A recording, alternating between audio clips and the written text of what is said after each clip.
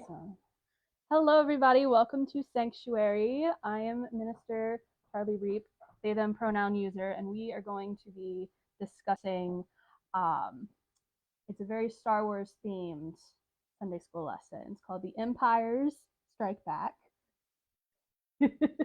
um, so basically, last month I gave a very, very brief overview of what happened a long time ago in an area far, far away, introducing basically a new scope for Sunday school that we're doing here at Sanctuary. The next 4 months are going to cover ancient superpowers that rose up during Bible times, and this first part is going to be on ancient Egypt. So in keeping with the Star Wars theme, I'm going to be using one more reference, and I'm calling it The Empires Strike Back. I got the really cool Star Wars font and everything. But if y'all don't know anything about Star Wars, don't worry about it. After this reference, I will be jumping straight into the history, the contributions and impacts of ancient Egypt on just the impact of ancient Egypt so we can better understand the Bible. I'm reading from a script because there's just so much information we need to cover. We do. We love it. So basically, for the Star Wars fans, I've associated ancient Egypt with the Death Star.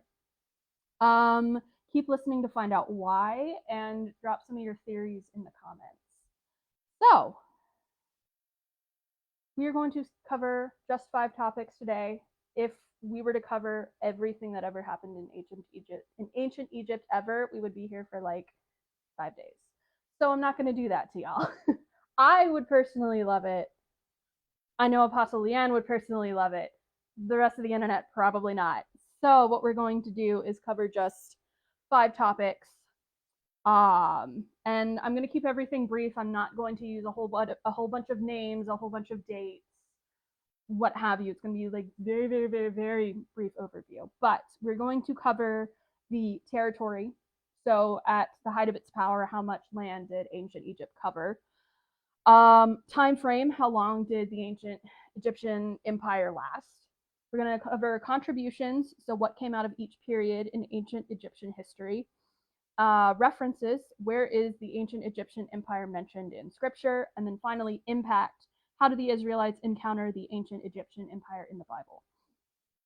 So I also want to go over a few things before we get started because we are learning about history, and history is kind of, it's difficult. It's a little bit difficult to research because cultures are so ancient.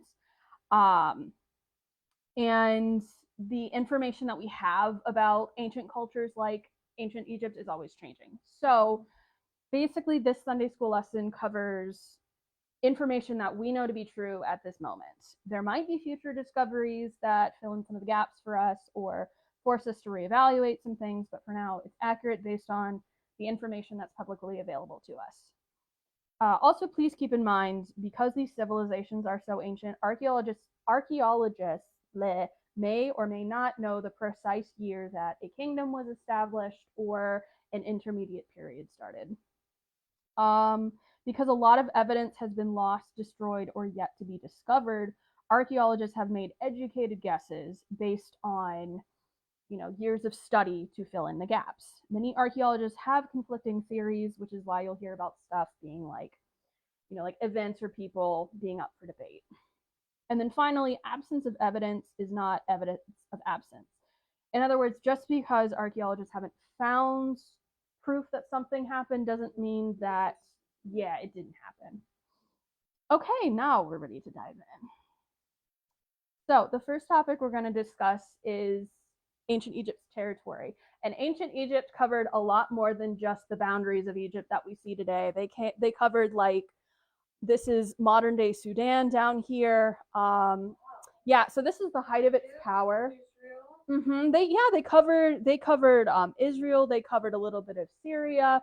Right up here is a little bit of disputed territory with another neighboring empire, but like I've seen maps that say, oh yeah, they had some influence down here in like Yemen and Oman and stuff like that. And I was like, this empire is just massive.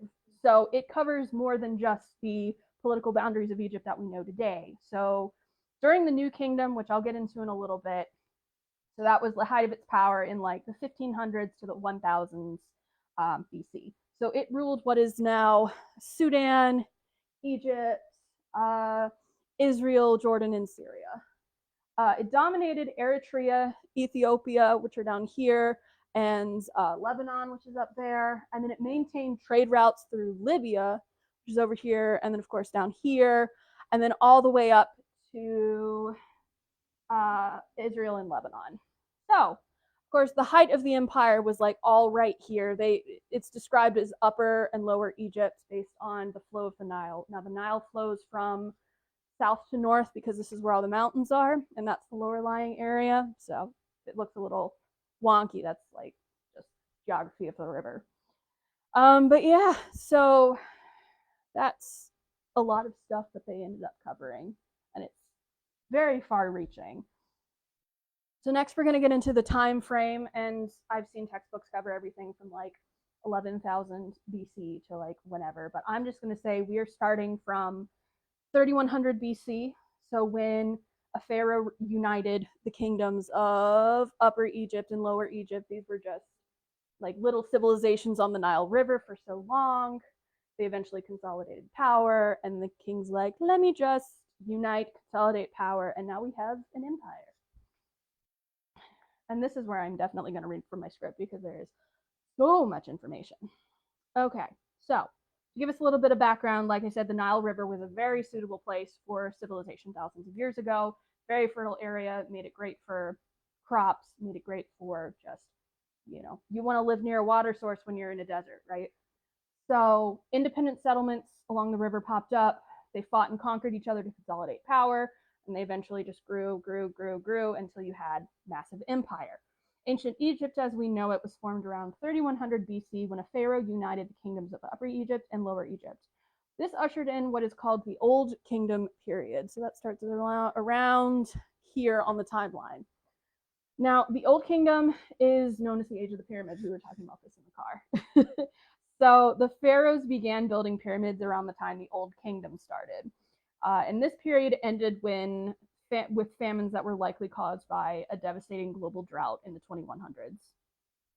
So now the first intermediate period was a dark age that involved political strife between major cities in what were formerly Upper Egypt and Lower Egypt. So provincial governors had become independent from the pharaoh and held a lot more influence in those territories during this time. But then another pharaoh came along and was like, we're not going to do this anymore. We're going to consolidate power again, usher in the Middle Kingdom. So that's, yeah, it's pretty much the pattern with ancient Egypt history is that a pharaoh comes along, consolidates power, the empire grows, and then political instability happens, and it just rinse and repeat. So, oh, for sure, and consider like the very limited technology we would say that they had to maintain that entire, you know, they. I didn't get into this, and I really think that would be something for further discussion. But like, what kind of like the Romans had their roads, right? And the Romans had a really connected communications network. And it's like, what about, you figure like what kind of communications that Egypt would have. So that might be something for further study. But moving on. So after the first intermediate period came the Middle Kingdom. Let's see. Yeah, so the Middle Kingdom, the guy came along, he's like, let's reunite Egypt. And then after the Middle Kingdom, once again, political instability. The second intermediate period, I think, is really interesting because a group called the Hyksos, aka rulers of foreign lands, came to power in Lower Egypt. We don't really know who the Hyksos were. Some sources, like the Becca book that we were talking about in the car, identified them as the Amalekites. I've seen others speculate that they were part of Joseph's family, but that's one of those things that's up for debate.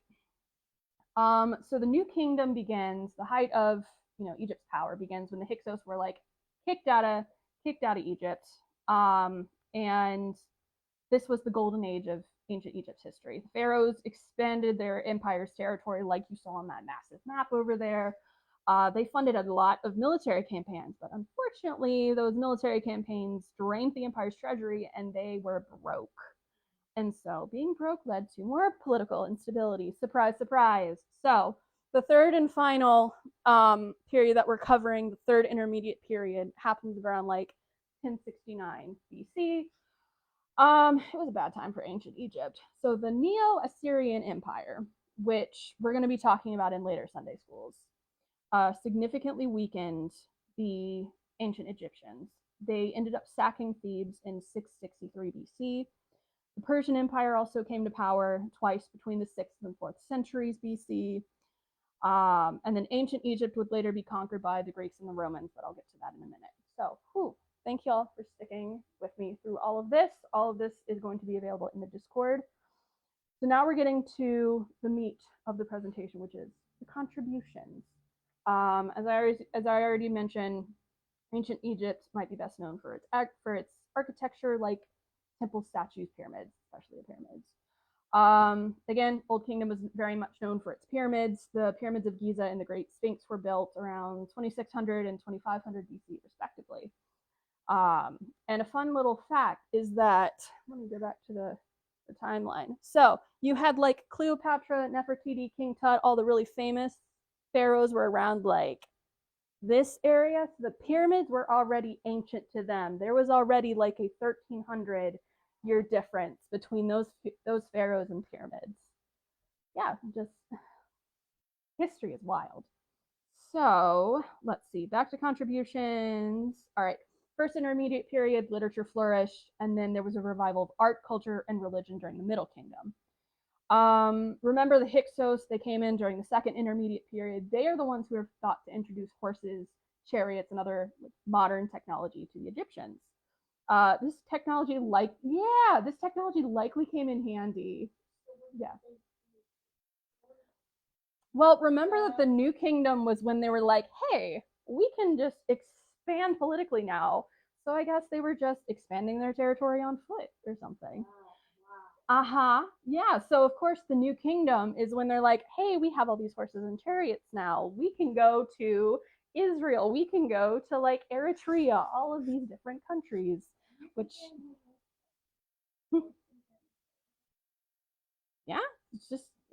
yeah, I mean, I assume it likely came in handy when they were doing all the military stuff. Also during the New Kingdom, if you've heard of the Valley of Kings, that's when it was built. The Valley of Kings was the Pharaoh's way of being like, oh, we want to take our riches to the afterlife, but we don't want all the peasants to be able to rob our tombs, and so they created the Valley of Kings. I wonder how that went over for them. Yeah, like I said, Nefertiti, King Tut ruled back to back during the New Kingdom. That was 1,300 years after the pyramids, which gives us an idea of just how ancient Egypt already was. And then finally, you've got the third intermediate period. It was part of the late Bronze Age collapse when a bunch of civilizations they just failed all at once. So the root cause of the late Bronze Age collapse is highly debated, but theories include climate change, maybe caused by volcanic eruptions or earthquakes, definitely causing severe droughts and famines, natural disasters, foreign invaders, mass migrations, internal rebellions. All of these could have contributed. So ancient Egypt dwindled as a superpower in the 500s BC. It was then known as Ptolemaic Egypt after the Greeks took control in the 300s under Alexander the Great. And then it became a Roman province in about 30 BC. So if you've ever heard of Antony and Cleopatra, that was when they were relevant around the 30 BC mark. So that was a lot of history to cover in just a few minutes. Oh, absolutely. That's like after Hanukkah and the Maccabees. Yeah. So by then, ancient Egypt wasn't the superpower it was, but it was still like a thing. Yeah. And she was an Egyptian pharaoh, yes. But yeah, speaking of biblical stuff, we were getting into all the references, which ancient Egypt is mentioned so much in the Old Testament. Like I only looked through the NIV that's on Bible Gateway. There's like over 600 mentions of Egypt in the Bible, mostly in the Old Testament. So Egypt is Mizraim in Hebrew. So if you ever come across, I'm sure I'm butchering that, but if you ever come across that in like an old Bible or something, that's what it refers to. So I'm going to briefly go through all of the references in Egypt and summarize. So we have, starting with Genesis, we first encounter Egypt in the Table of Nations. The Table of Nations basically explains that Egypt came from Noah's son Ham. A few chapters later, Egypt is mentioned again as the place where Abram and Sarai go to escape a famine. Towards the end of Genesis, we get to the story of Joseph being sold into slavery and eventually coming to power in Egypt. Exodus, of course, is where Egypt is, featured very, very prominently, and I'll get into that in the next slide. And interestingly, Egypt is mentioned by various prophets throughout the, it says New Testament here. No, it's very much the Old Testament. So, for instance, God told Isaiah, Jeremiah, Ezekiel, and Daniel that Egypt would eventually fall due to the people's pride and idolatry. God also revealed through Isaiah and Jeremiah that he was mightier than the Egyptian empire, which, now that we know the extent of their territory and influence, that tells us we often underestimate God's power. Mm-hmm. And then finally, God told Micah and Zechariah that the Israelites living in Egypt would return to the promised land after exile. Okay, so like I said, Egypt is featured very, very prominently in the book of Exodus. So our last topic of discussion is going to be on ancient Egypt's role in the Exodus story. So the book of Exodus is likely a compilation of writings that were compiled during or after the Israelites were in exile. This would correspond with the third intermediate period in ancient Egyptian history. I'll talk more about the exile in upcoming Sunday school lessons, so tune in next month and the following months to hear about that. The gist is that the Israelites had been taken from their homeland and were searching for a sense of cultural identity, and that's where that's where the Exodus story comes in. So it may have been based on a collective cultural memory and or ancient oral history. So the Exodus story itself is thought to have taken place during the New Kingdom, either in the 1400s or the 1200s BC, and that is, again, Egypt is at the height of its power. Remember, the Hyksos had introduced horses and chariots, and we see that introduction, or we see them using the horses and chariots when they're chasing down. Yep. We see them chasing down the Israelites at the Red Sea, and they're like, got those horses and chariots. Like, oh, the Hyksos introduced those. Yeah, you look like you had a thought. Well, that also drowned all their wealth, or something that was very, very symbolic of their influences and power. Like maybe it didn't rob them all of everything. Right. Owned, obviously, was in the river. Right.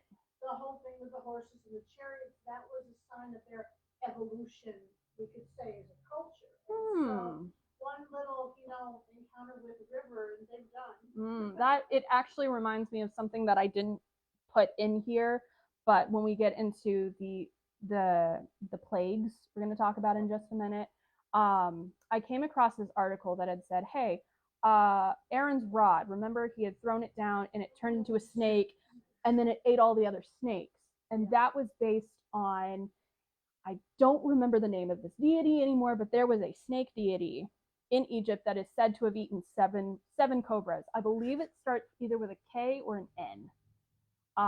But it would have been a reference to that, and anyone familiar with Egyptian culture at that time would have been like, oh, so the Hebrew god is like proven that he's more powerful than the snake deity, which was already pretty high up.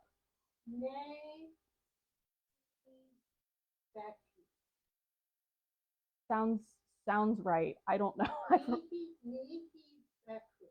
Yeah, it was like a snake deity. Yeah, it's like, huh. Swallowed 7 cobras in a myth, making him immune to magic, fire, and water.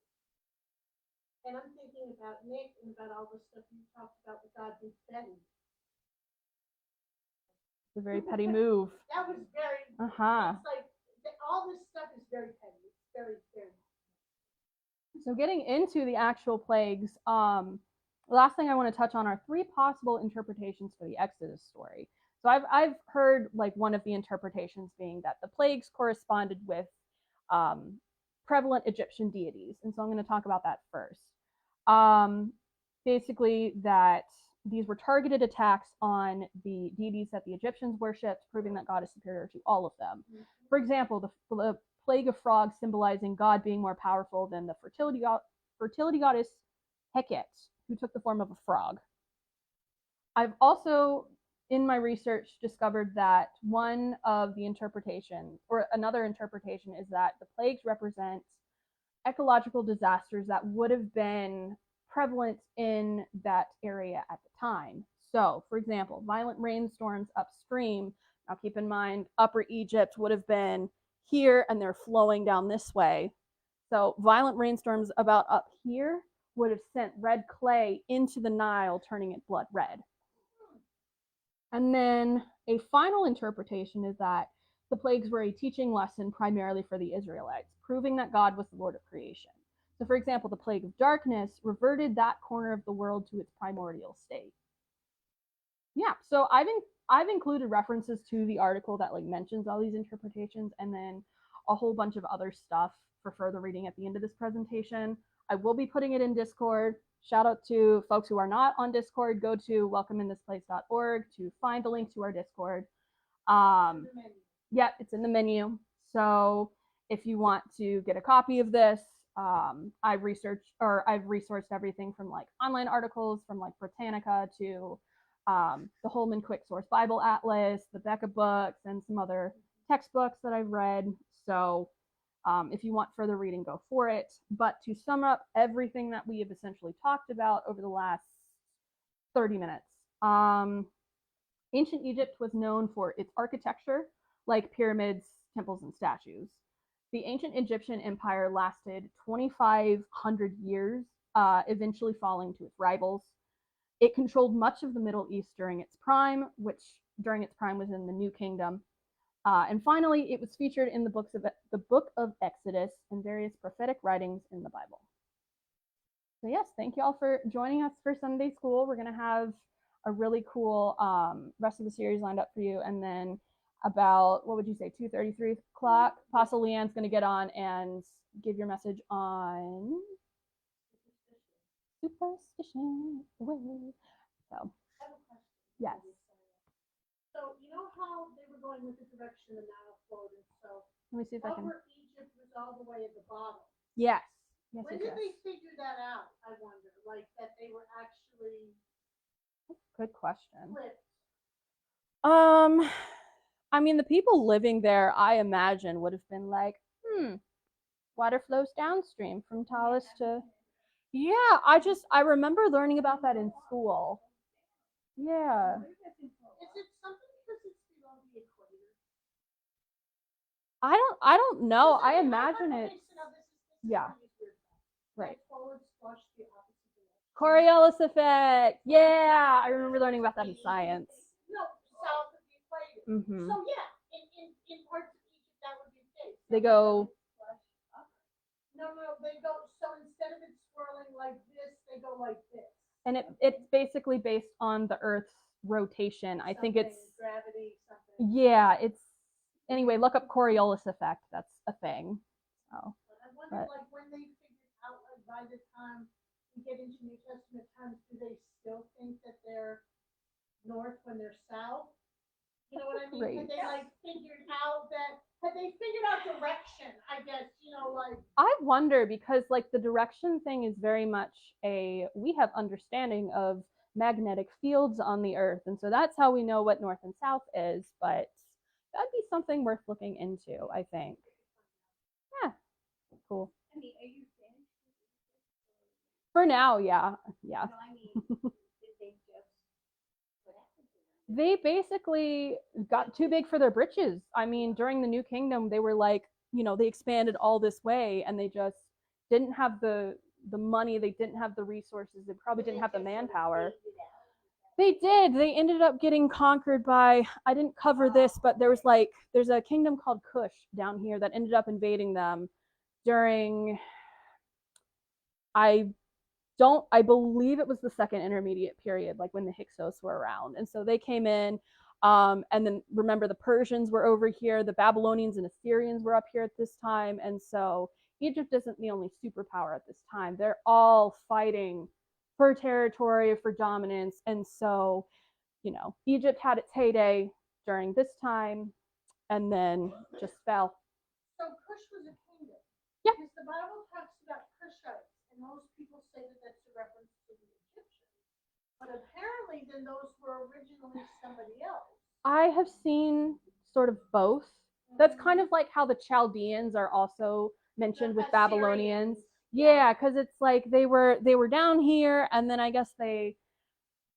The thing about all these ancient kingdoms is that there are not like firm political boundaries, and like all the territory mixes together, all the people mix together, and so like somebody who might have been originally, you know, Yeah, because yeah, they did. Like at one point in time, Kush is like down here.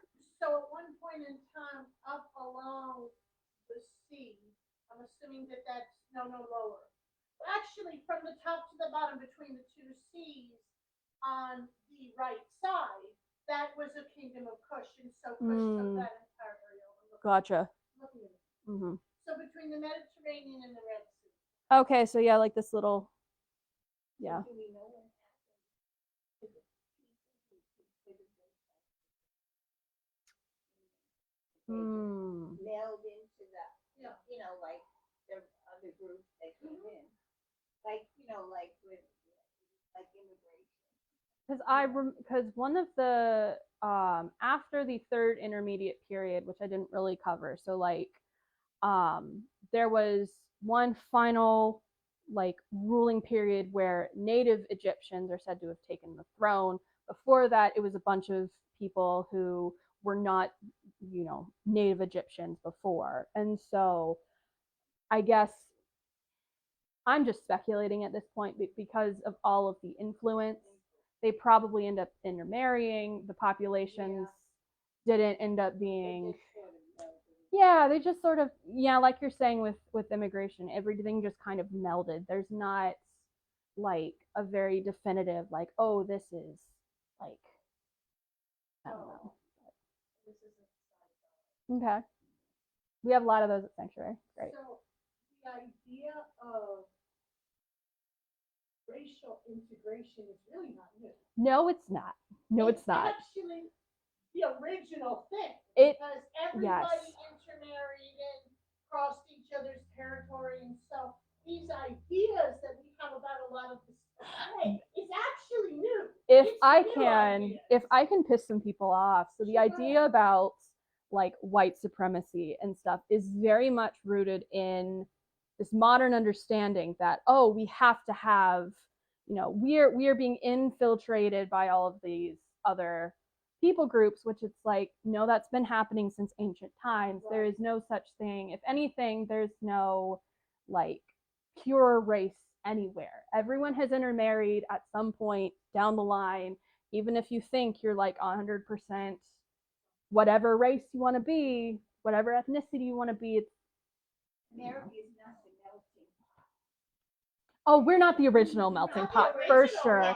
No, this is the original. Period, because everybody across Europe intermarried. Everybody that we're not. I mean, they make a big deal out of United States with immigration being the melting pot, but we're not.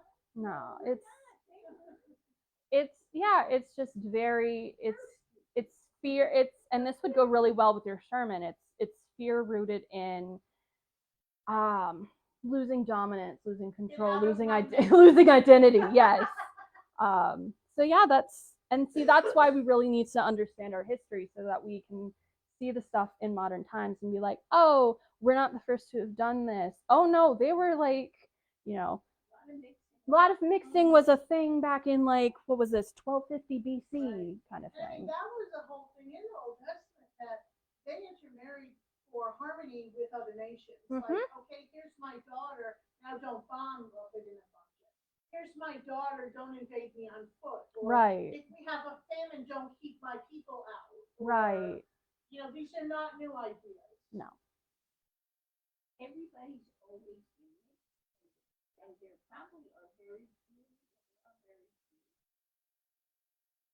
groups, and they call them that are to themselves. So the people who didn't like this, they pulled away. To their detriment. On their own. They didn't do it at that time.